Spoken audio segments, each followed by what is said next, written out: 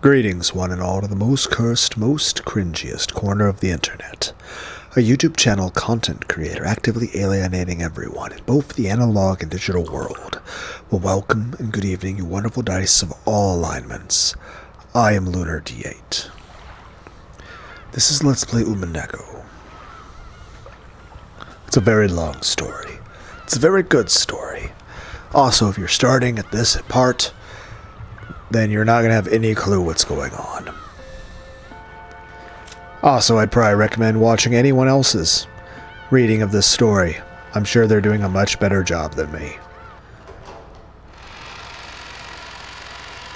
Their voice is probably also more pleasant to listen to.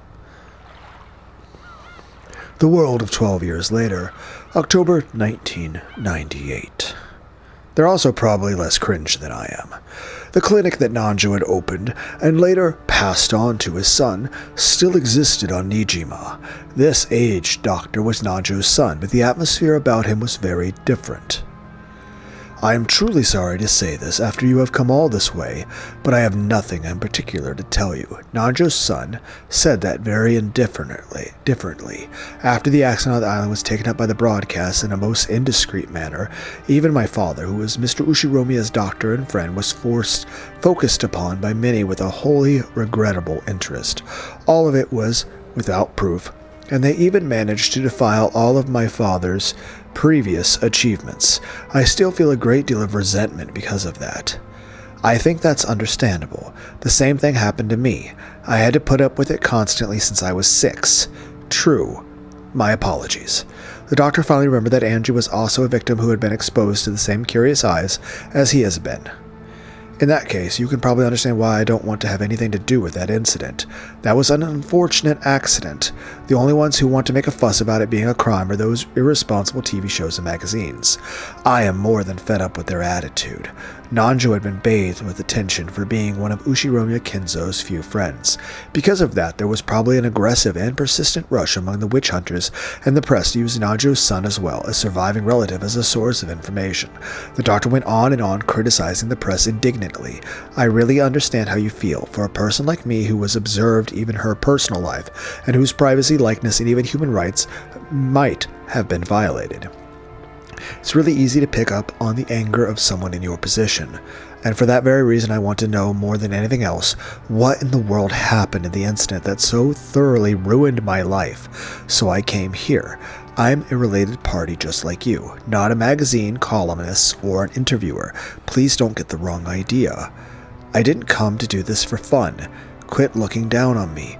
If we're going to argue over whose life was most screwed up by that incident, you're no match for me. Angie spoke sharply. The doctor, who hadn't imagined that he would be talked back to in such a forceful manner, couldn't help but fall silent. From Angie's perspective, the doctor really was whining over nothing. She really didn't want to be looked down upon. It was about time to let him understand how many days had passed for her before arriving on this island. The doctor realized that he had said something wrong and remained silent for a while, looking uncomfortable. I know it's probably painful to remember what happened at that time, but if there's anything you do know, please tell me, no matter what it is. Of course, I'll keep quiet about it. I visited here today to bring some resolution to my life. I'm 18. That incident took away 12 years of my life, and it'll probably keep on taking. Since that day when I was 6 years old, I've remained shut away in darkness. Are you saying that despite that I still don't have a right to know? No, how rude of me. It seems that since all the others who came here were ill-natured folk, I instinctively put up my guard. I apologize for my rudeness. I understand. If you'll swear not to breathe a word of this to anyone, I'll tell you everything. Thanks, Doctor. Then if you would, please tell me anything you can.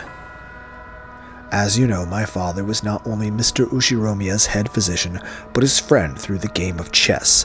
That relationship was very long, stretching back to the time Mr. Ushiromiya moved to Rakanjima. Just how close were they? Very close, it seems. It seems that their connection through chess led my father to stay at Mr. Ushiromiya's mansion quite often. Although I may not be the one to talk, Mr. Ushiromiya was extremely moody. And my father was an exceedingly magnanimous man who excelled at interacting with humans like him.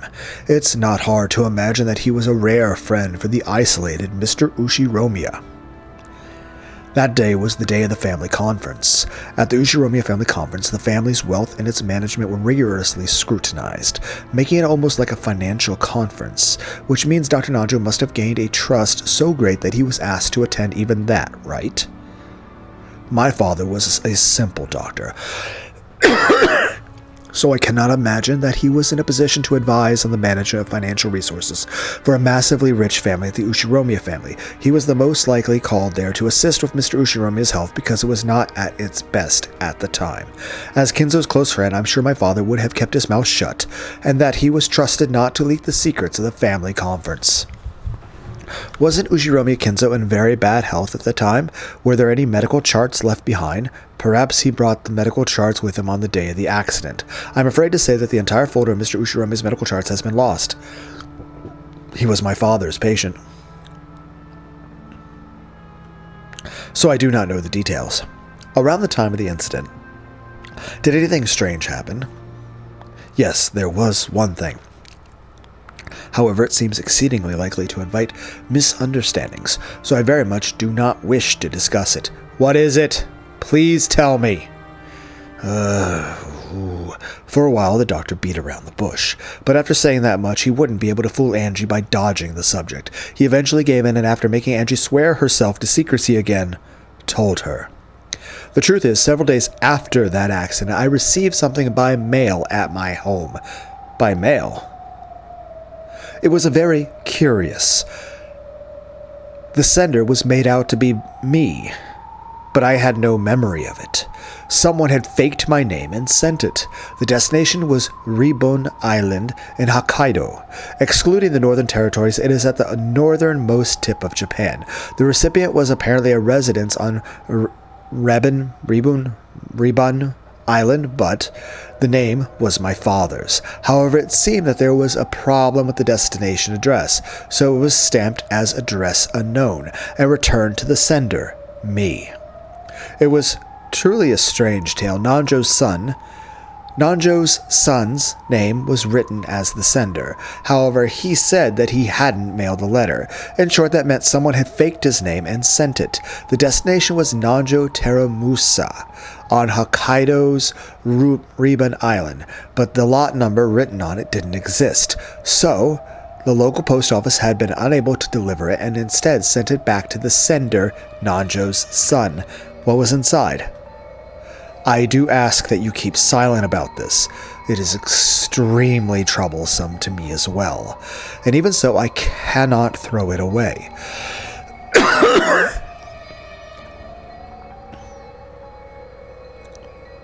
The doctor stood up and faced a bookshelf. There was packed a group of dictionaries that could only have been ornamental, meant to make it very clear that the owner was an intellectual. When he pulled several volumes out from there, a large brown envelope peeked out from behind them. He took that out and tossed it onto the desk. It had been very carefully sealed with cellophane tape, and its faded color and dryness made it clear that it had been sealed 12 years ago. I ask most solemnly for your silence on this matter. Being so persistent that it was annoying, the doctor removed the seal with a paper knife. Then, when he tilted the envelope, an already opened mail envelope spilled out.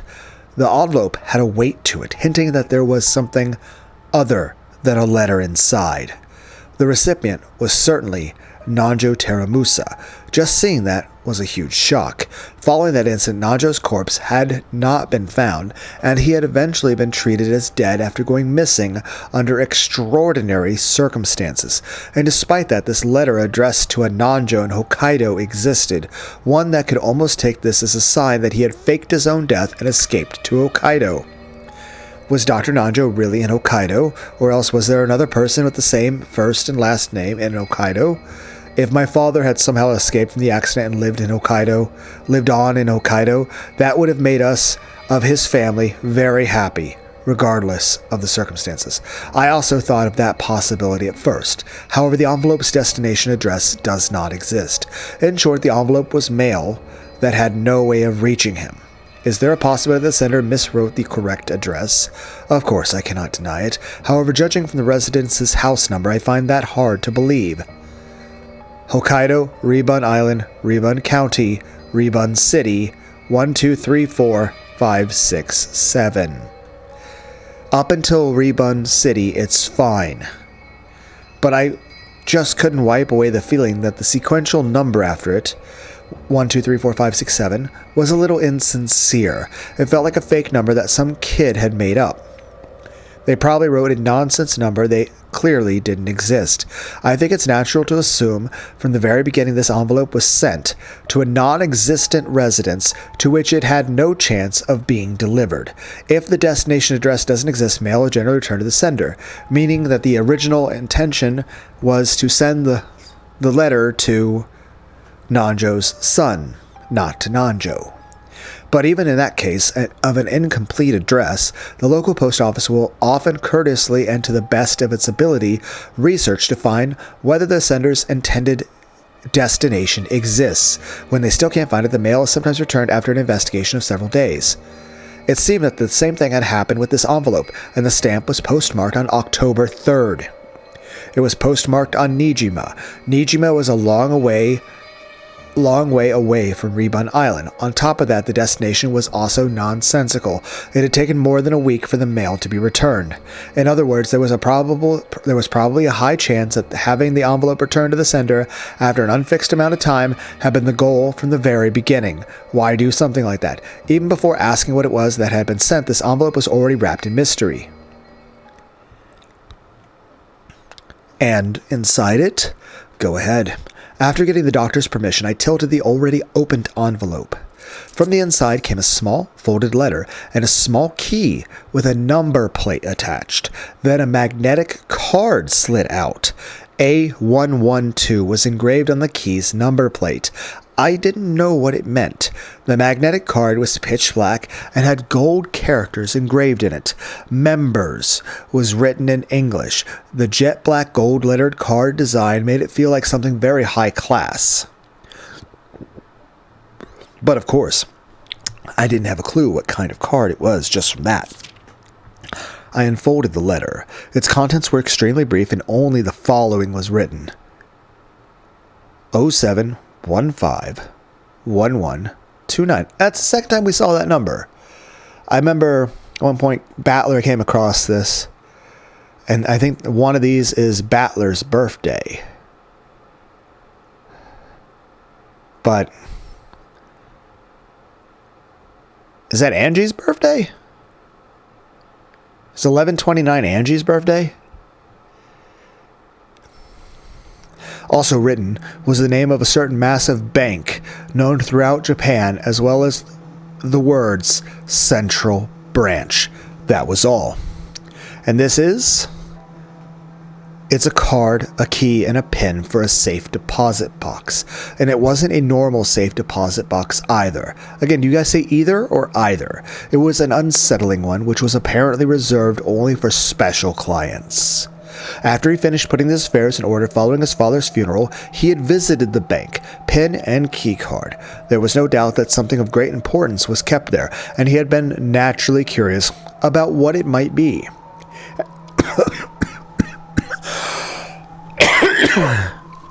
At first, he hadn't known what to do. The card wasn't something he'd owned in the first place. When he mustered up his courage and showed the card to a bank clerk, he was then switched to a clerk of clearly high status, and was guided to a large vault on the 4th basement. The security on the way there was strict. The doctor had himself stored valuable items such as real estate transcripts and safe deposit boxes before, but this was something on a whole different level. Unlike the procedure at the deposit box I had been using, with this system, as long as you had a card, a pin, and a key, you didn't need to have your identity confirmed. But anyway, I was frightened as to how imposing that secure vault was. And I wondered what kind of shady objects might await me that had to be stored in a place like this. And then, when I passed the card through the reader, I was asked to input the PIN. I'm gonna drink some Pepsi.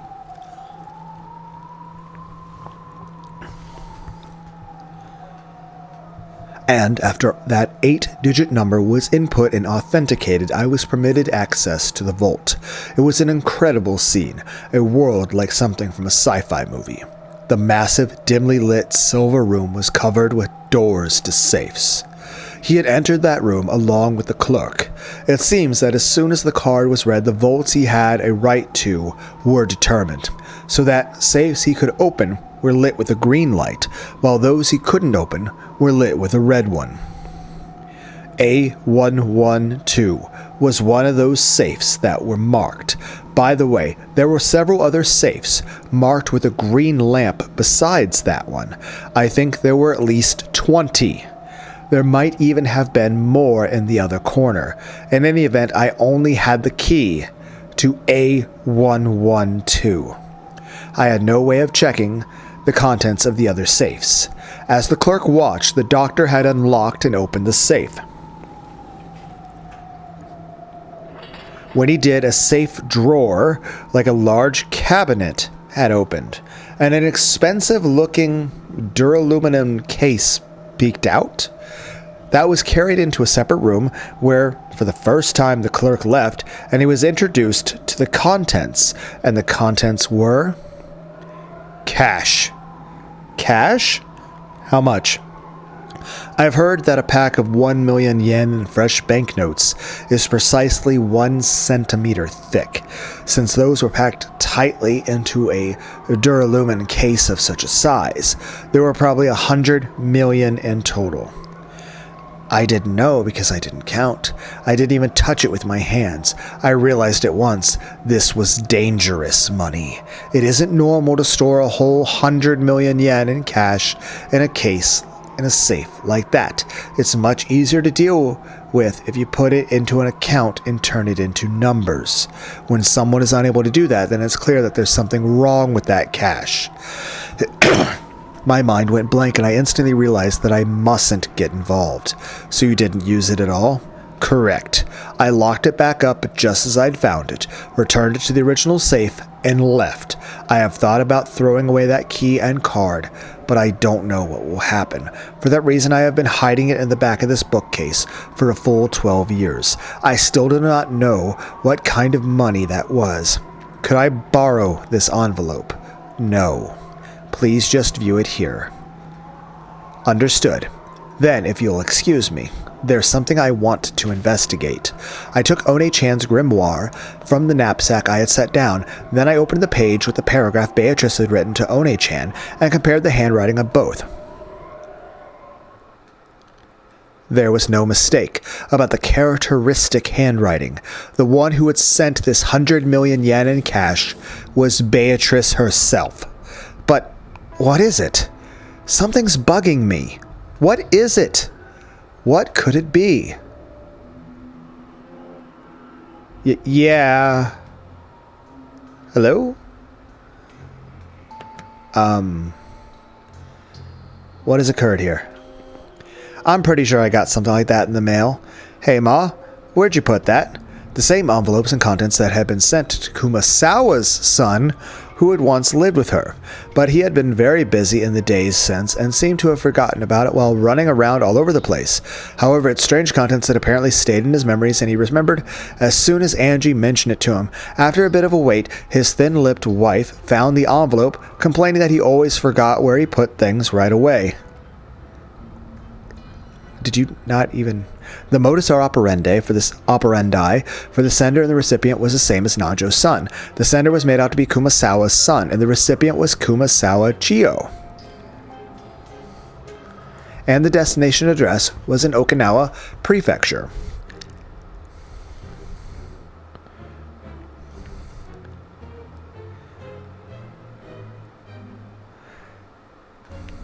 Okinawa Prefecture, Yaeyama County, Yonaguni City, and again the same. Yonaguni Island was at the westernmost tip of Japan, and the lot name was the exact same sequential number that had apparently been chosen without much care. Now it was certain this envelope was definitely sent with the goal of having it to be returned to the sender. Its contents were exactly the same: a letter with a pin and the bank's main branch written on it, a magnetic card, a key with an attached number plate. The inscription on the number plate was A1113. The number right away from the key. on the key that had been sent to Nanjo. Most likely inside the vault was the same kind of duraluminum case packed with 100 million yen in cash. I get the feeling my dead mother sent it to me from beyond the grave. Don't really get what's inside, and it's creepy, so I just left it alone all this time and totally forgot about it until today. So you know what this is, girl? Could it be that the same kind of thing came to your place? What is it, Angie-sama? Uryu, is it a headache? A headache?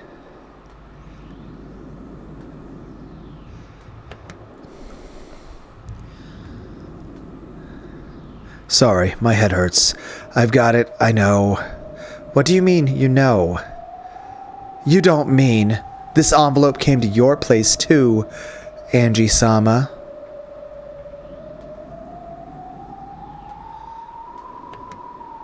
Well, it's not like she would ever have the chance to go there. I mean, Ava didn't exactly give her the chance. I've remembered. A strange envelope was also sent to me 12 years ago. After losing my entire family, I was depressed. But it was a really strange thing to come in the mail, so I still had a faint memory of it. It was a strange letter which I had no memory of sending, but which had me as the sender.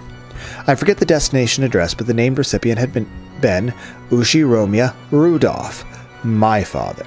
I remember how disturbed I was when I got the letter and I thought was from father, opened it up, and found a key and a card I didn't really understand. You were 6 years old, though. I felt let down and threw it away somewhere, I think. Where did I put that envelope? I probably lost it somewhere in the chaos that followed. By now, I have no way of checking its contents. However, I have a general idea. I'm sure the contents were the same. Without a doubt, there had been a key and a card and a note with a pin inside the envelope. Beatrice, what was she trying to do here? So did she hand out the stupid money to all the surviving relatives as sort of like, hey, sorry, your family's dead. My bad. Eto, blah. No one's going to get what anime I'm referencing. Eto, blah. I won't forgive her for mocking them even after their deaths. Uryu, Angie. Sakutaro acted nervously. As I looked at his worrying face, my agitation began to cool off bit by bit. I'm sorry, my hatred of Beatrice isn't anything new. I was just surprised and angry to find out that I had a connection with the witch already, at the age of 6 on that day. For the past 12 years, you've been constantly enslaved by Beatrice-sama's curse. This might be proof of that a curse. But please, hang in there. Breaking through that was supposed to be part of the goal of this journey. That's right. Just letting the blood rise to my head won't get me anywhere. Got to think calmly. What's going on? What's the meaning of handing out 100 million yen to the relatives? Is she trying to provoke us? Damn that Beatrice. Angie, calm down, Uryu. As Sakutaro buried his head in my stomach, he urged me to stay calm. I took another deep breath and started thinking. I wonder if this envelope was sent to support the theory that Beatrice was behind that crime. It was postmarked right before the family conference, and it was intentionally set up so that it would be sent back after some time. They wanted it to arrive after the incident, is that it? Yeah, that's what it implies. But it raises a few questions. Why use such an uncertain method? Uncertain. Yes, after all, no one could even guess at how many days it would take for the mail to return before you used this trick. Normally, you couldn't even guess the amount of time it would take for receiving post office to do their research, determine that the recipient was unknown, and return it. Yeah, now that you mention it, it'd be more dependable if they just sent an arrival date and mailed it that way. Maybe, but still. If they mailed it the day before, then no matter how quickly it returned, it would probably arrive Monday or later. I wonder if they wanted to make it seem like a letter from the dead. A letter from the dead, you say? You're right. It surprised me and it made me feel bad. Some mail with my dead family's name written on the outside in large letters was thrown in the mailbox with an ominous label attached. However, it doesn't really make sense to me. I would have mailed it to arrive on a specified day. I just can't understand why someone would allow the uncertainty of it arriving on a day other than the one they imagined. Uryu. But it really does sound like Beato to me. Huh? You know about Beato?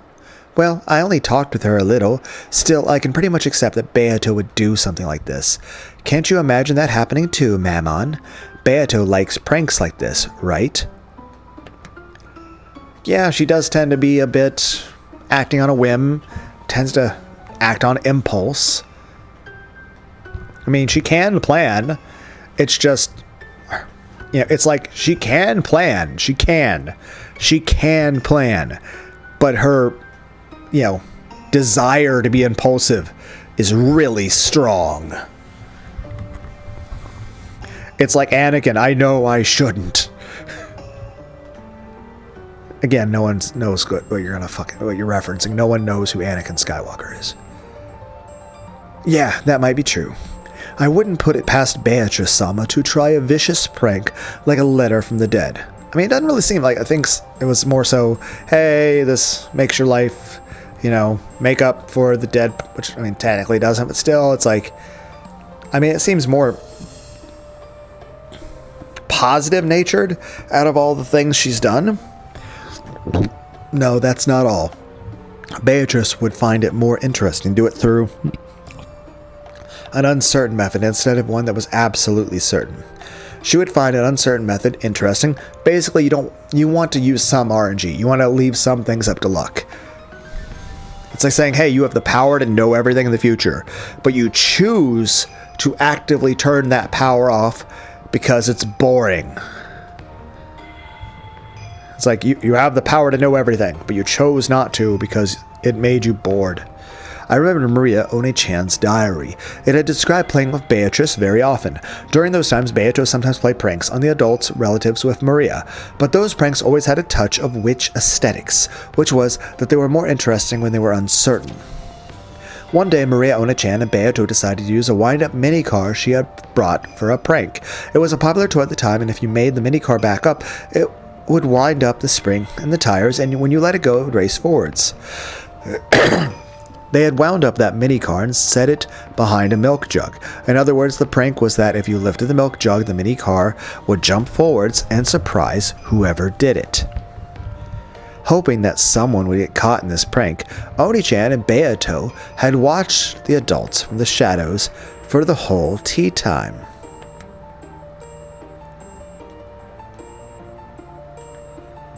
They were looking forward to seeing someone get caught by it, but no one moved the trap milk jug, and the trap ended in a misfire.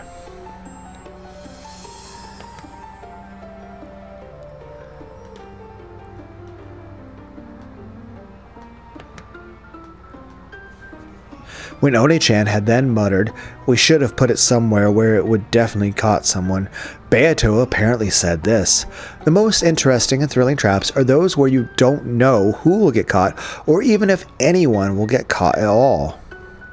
It's probably true that you wouldn't get this kind of excitement from a trap that would certainly go off." So it makes me wonder, though, here's a question. Again, maybe I was giving Beatrice a little bit too much benefit of the doubt. Here's the question.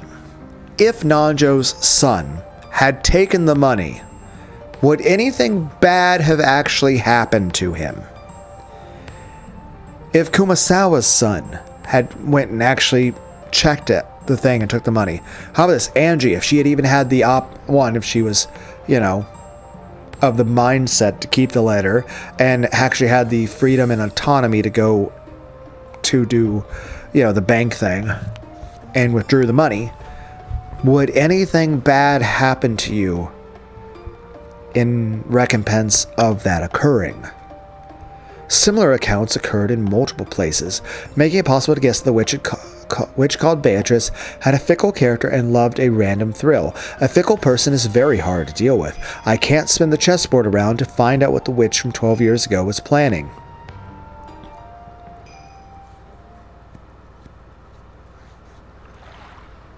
As Angie examined these, her gaze darted from place to place.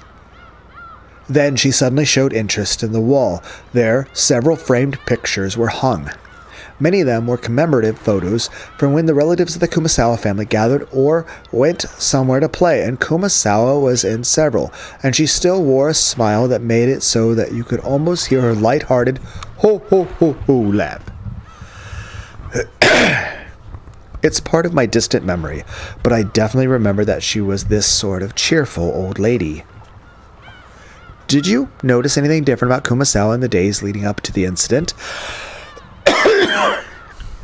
Nope. She looked the same as ever. The family conference put her on edge, so she was always grumbling about how tough it was. What's this?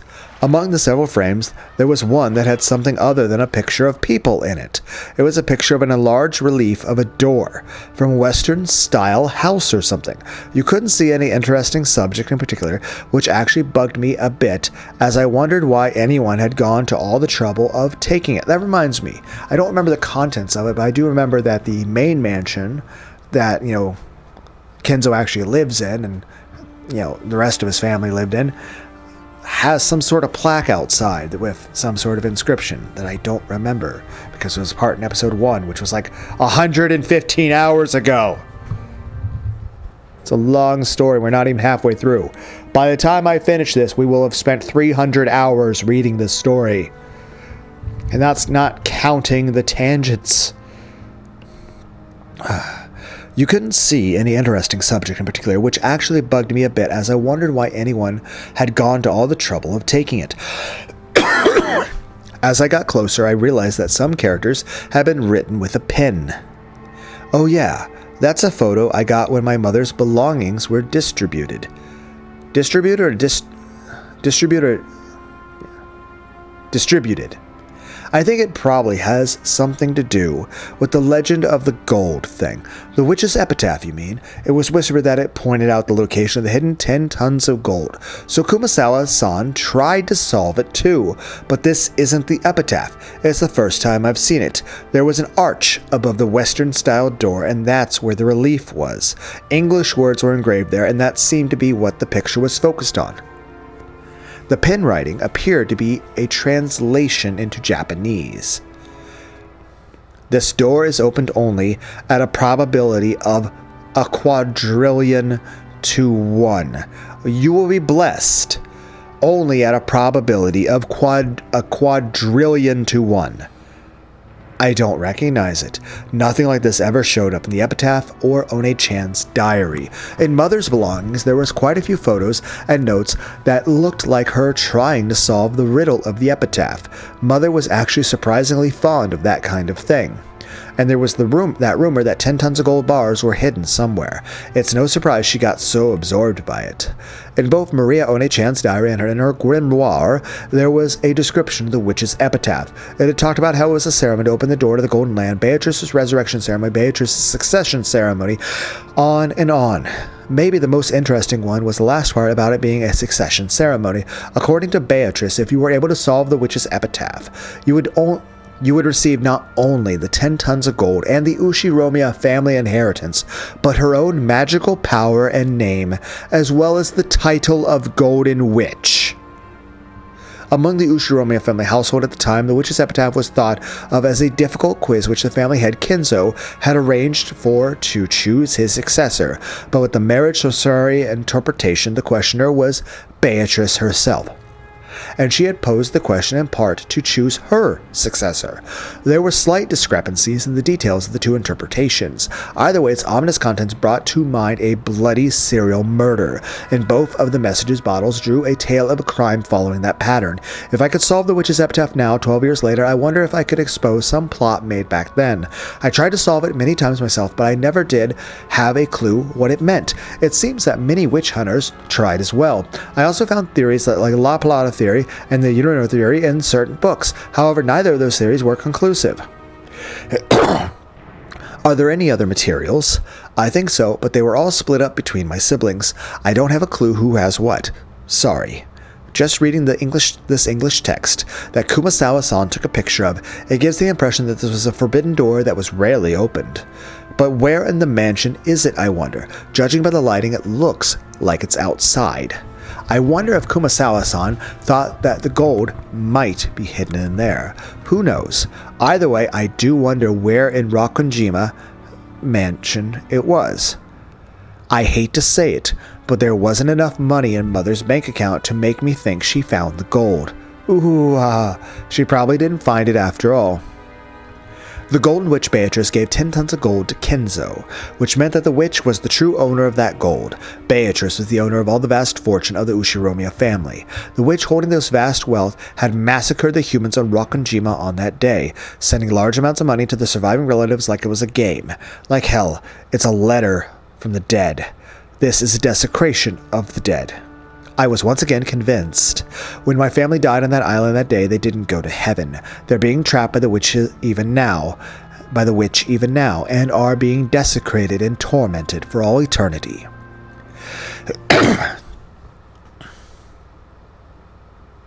The last place Angie visited was a store in the region between the housing district and the retail stores with a signboard saying Marufuku Sleep Shop. Okay. There lived a man who had been the boat captain of the ferry boat to Rakunjima at the time. Even he, who had once lived as a man of the sea, had retired after contracting a serious illness, and was now taken care of at the house of his son and his son's wife. I remember it very well. You are still about this small. Look how you've grown. And it must have been very tough on you. I know very well how you must feel. The former boat captain was in such high spirits that you couldn't really tell why he had retired in the first place. His memory seemed clear, too, as he could remember the events of more than a decade ago well, apparently even about how Angie had been at the time. The way he chatted on was very helpful for Angie.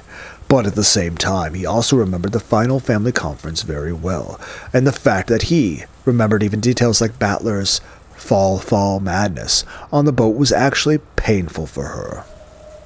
It had been so far back then as well, but even now, there was no public way to cross Rakunjima. It was necessary to make an individual request to an owner of a boat to make the voyage. I had been unable to arrange for a boat to Rakunjima, so if he refused me, such a voyage would probably become hopeless. I get ya. It won't be easy to find a boat eager to go to that island. By now, there are even some who call it by its old name, Akujikishima, instead of Rakunjima. It's understandable why the sailors around here would turn down your request. From the start, fishermen had feared Rakunjima as an island of misfortune. And because of that incident 12 years ago, this fear had reached a peak. They respected the sea, feared it, and revered it. There was almost no survivors who would try to take a boat to the cursed island.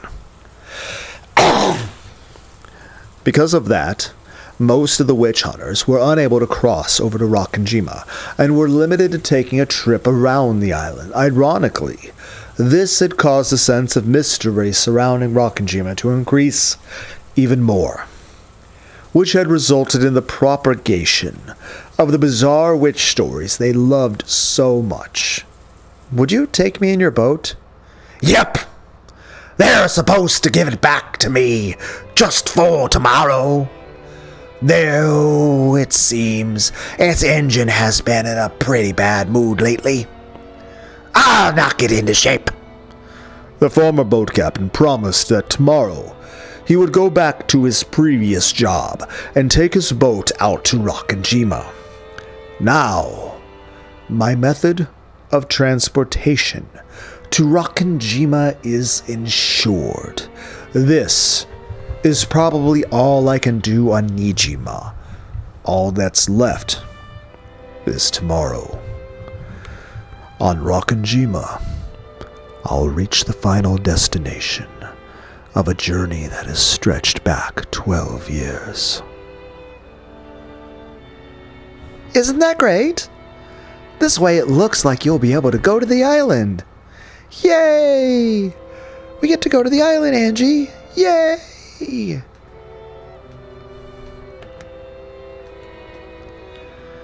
It sure does. I'd heard that it would be hard to find a boat, so the captain's helpfulness really saved me. Although it may not be the same as it was for you, Angie-sama, I'm sure the incident 12 years ago has been a thorn for the boat captain as well. One that he still hasn't been able to pull out. Uryu! Even the boat captain wasn't able to sort out his feelings.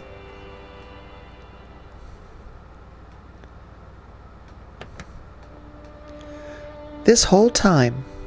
That's probably true. If that guy hadn't taken his boat out on October 5th as promised, there's a chance that he could have saved. If that guy had taken his boat out on October 5th as promised, there's a chance that he could have saved a lot of people if he hadn't been hesitant to go out just because of a little wind. Uryu, you shouldn't say things like that. I'm sure that's pained the boat captain constantly until today.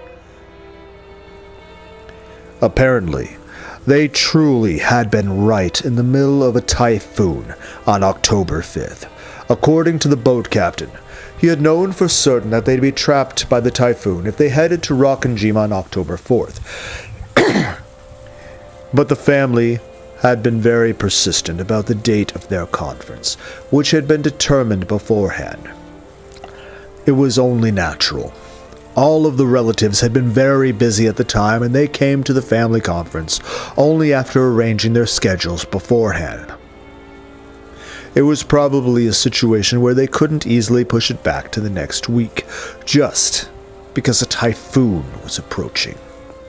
It wasn't the boat captain's fault, but perhaps you could say that he wasn't so irresponsible that he could place the blame wholly on the typhoon. Certainly, just as these two said, there is no doubt that the boat captain has been dragging the events of 12 years ago along with him this whole time. And by taking me, the last member of the Ushiromiya line, to the island, and bringing me back safely, he might be trying to find some resolution for his past. The boat is supposed to return just after noon. I'll guide you to Rokkenjima after that, so we should arrive before evening. It's an island without electricity or lights. You won't be able to stay long. Will you be satisfied with a landing that short? Ellipses. There's nothing that would make me more satisfied by staying longer. I'm grateful just to have you take me there. Yep, don't mention it. If I hadn't parted with my boat, I'd be able to guide you to the island as much as you liked, without being stingy. It's not like I have a goal of doing something in particular on Rokkenjima, so I'll be there during the evening. The evening, which straddles the two different worlds of day and night, seemed almost like a borderline between this world and the next, or possibly 1998 and 1986, and it felt like the most fitting time to visit Rokkenjima. It's not like I have anything in particular to do there. Just staying there for a few hours should be enough for me to find some closure. At that time, there was a small knock on the paper sliding door, and Amakusa stuck his head in, tapping his watch. I nodded back and told him about how I had succeeded in reserving a boat for tomorrow. That's great. It's about time for us to go. We'll be counting on you tomorrow, Captain. Sure! Leave it to me! I've heard all about what you guys have gone for. I also watched the talk shows at the time, and was disgusted by the people who stirred up that instant just for fun. I'll help you out any way I can.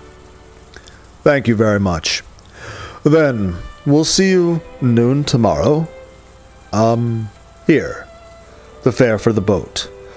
Angie took a wrapped wad of 10,000 yen bills from her pocket. The boat captain should have noticed its thickness as well, but he paid it absolutely no interest and shook his head. I am grateful to you. This is a sign from heavens. From the heavens. I have been given a final chance to take you to Rockinjima and bring you back safely. Now, I'll finally be able to finish the final job Kinzo-san entrusted me with. So I'm grateful to you. I got more than enough money from Kinzo-san back then. I can't accept yours. Thank you very much.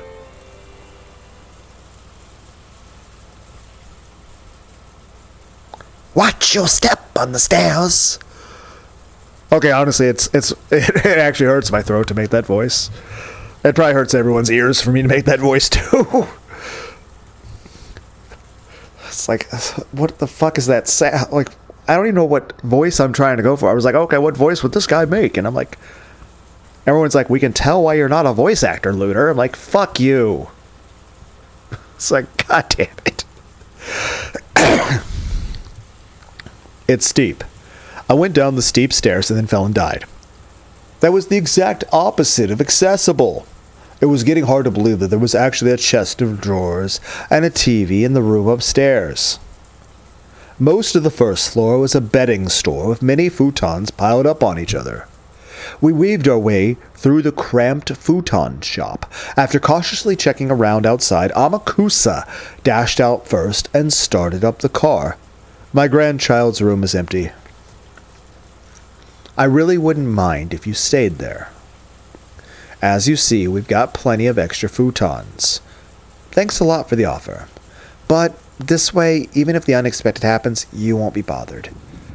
I don't know the details, but it seems you've been caught up in a lot of trouble. There's a rumor that there's some suspicious people are searching for someone. That wouldn't happen to be you, would it? Who knows? Angie played dumb, but it looked as though the boat captain had guessed. My job is to take guests to Rockinjima and bring them back again. That job was put on hold 12 years ago, and it still hasn't ended. So thanks to you, I'll finally be able to finish it. So listen. Let me finish this job, okay? Do you understand me? I'm asking you to please not die. Yeah, it's not like I'm going there to die. But part of me does feel that, if I could die on that island, I'd surely be able to go to where my family is. I've finally become aware of it. I might have been planning to die on that island. I might have come all this way, heading towards Rockinjima, in search of a place to die. The boat captain had guessed that as well. That's why he repeatedly told me not to die. Yeah, I won't die. I promise. After all, I'm still not sure if there's any reason why I need to go to Rockinjima. No, I'm sure there's a reason. Even if there isn't one for you, there is one for them. The island called you. That's why you came here. That might be true. I might have been called. I was called. For what reason? For them? Father? Mother? Battler Oni-chan? And Maria One-chan? Or maybe the Golden Witch? Beatrice?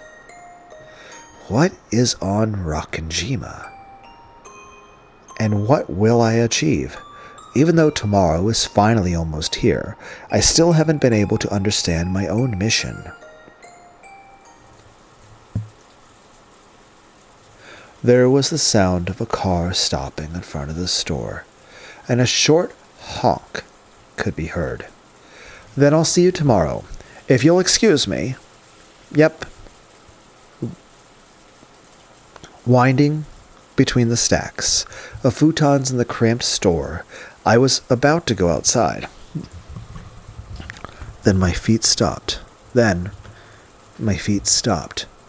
What is it? What is that? That? What? What are you talking about? Trembling all over, I pointed at it. But no matter how much the boat captain squinted, he noticed absolutely nothing in that direction. That should have surprised me. That must mean...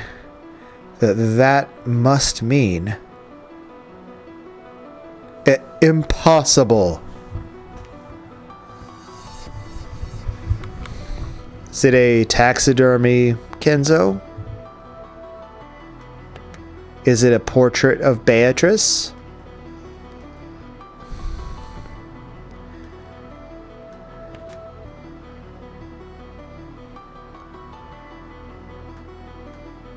What? Why? Uryu. Is it Sakutaro?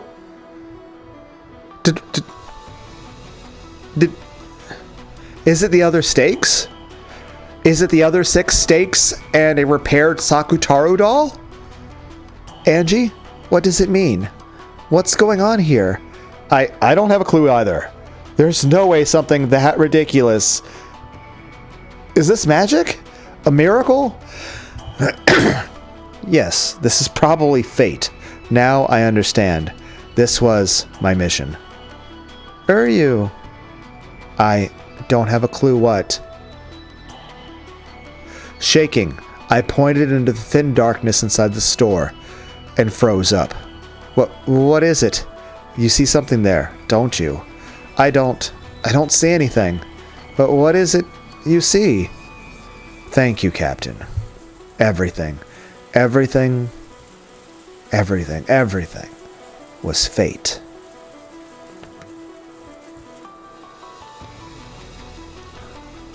Even me visiting this place was fate.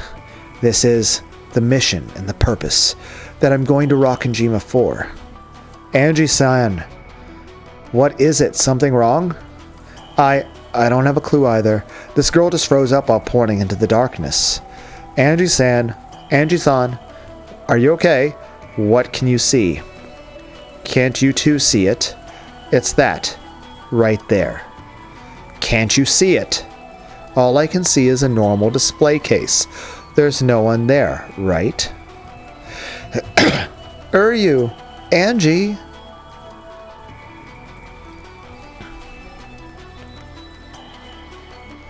I don't know what's going on.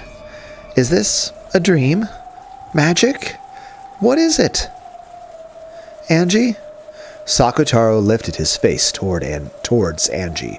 From his eyes slid a single tear. Angie-sama? I understand.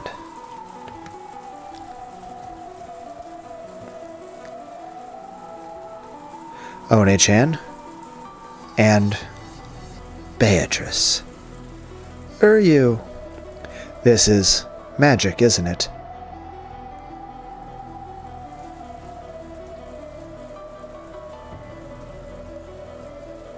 Okay, you have to tell me what it was. You can't just...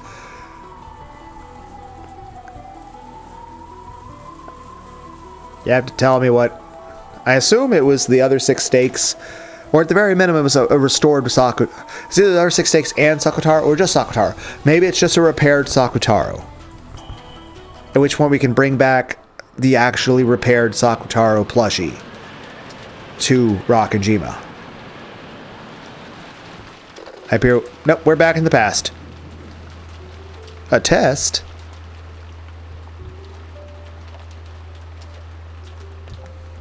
Okay, well, we'll call a video there. Thanks for joining me, everybody. Until next time, I hope everyone has a good day. Hope everyone has all the hugs and head pats you could ever want or need. Bye.